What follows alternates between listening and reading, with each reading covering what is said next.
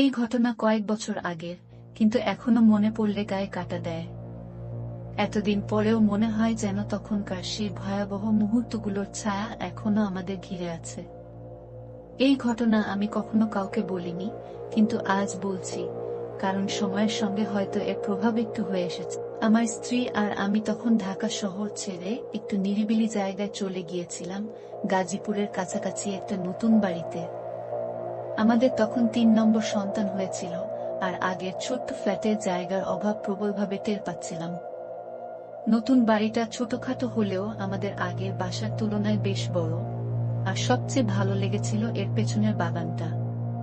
বাগানটা ছিল একটু অগোছালো, কিন্তু তাতে পুরনো কিছু মূর্তি ছড়িয়ে ছিটিয়ে ছিল, যেগুলোকে দেখে আমার স্ত্রী মুগ্ধ হয়েছিল। মূর্তিগুলো বেশ পুরনো, কিছুটা ধুলো ধরা, আর দেখতে যেন রাজবাড়ির পুরনো ধ্বংসাবশেষের অংশ। আমি এসব নিয়ে মাথা ঘামাইনি, ভাবলাম যা আছে থাকুক। কিন্তু কিছুদিনের মধ্যেই অদ্ভুত কিছু ঘটতে শুরু করলো। একদিন সকালে জানালা দিয়ে বাগানের দিকে তাকিয়ে দেখি একটা মূর্তি, যেটা আগের দিন বাড়ির দিকে মুখ করেছিল, এখন পিছন ফিরে আছে। প্রথমে ভাবলাম হয়তো ভুল দেখছি, কিন্তু পরের দিন আরো অবাক হয়ে গেলাম যখন দেখলাম আরেকটা মূর্তি ঠিক একইভাবে ঘুরে গেছে।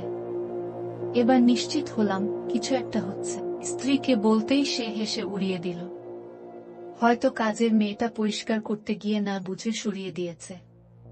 কিন্তু আমার মনে শান্তি এলো না। এরপর এক রাতে আমি ঘুমানোর আগেই জানালা দিয়ে তাকালাম। আমার হৃদস্পন্দন যেন বন্ধ হয়ে গেল। সবগুলো মূর্তি একসাথে সারিবদ্ধ হয়ে আমাদের বাড়ির দিকে তাকিয়ে দাঁড়িয়ে আছে।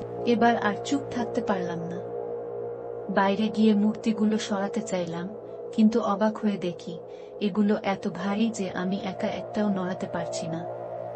তাহলে কে বা কারা এগুলোকে এমনভাবে সরালো? আমার স্ত্রীও এবার ভয় পেয়ে গেল। পরের দিন সকালে আমরা পুলিশ ডাকলাম, কিন্তু তারা তেমন কিছু করতে পারল না। ক্যামেরা লাগানোর পরামর্শ দিল, কিন্তু আমাদের তখন অত টাকা ছিল না।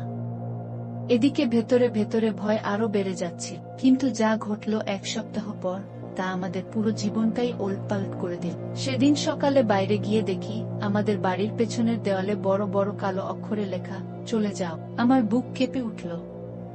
কার এত সাহস যে আমাদের বাড়ির দেওয়ালে এমন কথা লিখে রেখে যায়? আমি আর সহ্য করতে পারছিলাম না। ছেলে মেয়েদের ঘরে পাঠিয়ে আমি ছুরি হাতে নিয়ে বাগানের দিকে দৌড় দিলাম। যদি কেউ থাকে তাহলে আজ আমি ছেড়ে কথা বলবো না।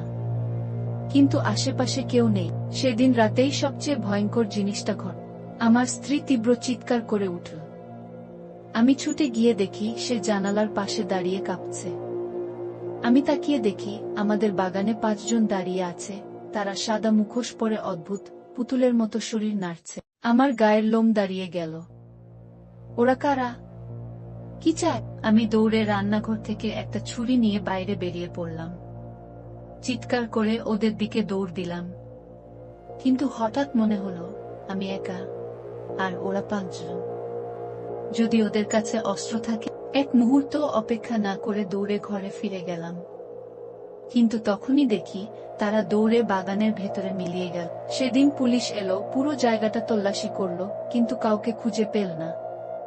আমরা ভয়ে কাটা হয়েছিলাম। পরদিনই বাড়িতে ক্যামেরা লাগালাম, এবং অদ্ভুতভাবে এরপর আর কখনো এমন কিছু ঘটেনি। কিন্তু আজও আমরা এই বাড়িতেই আছি, আর কোনোদিন জানতে পারলাম না আসলে ওই রাতে বাগানে যারা ছিল তারা কারা।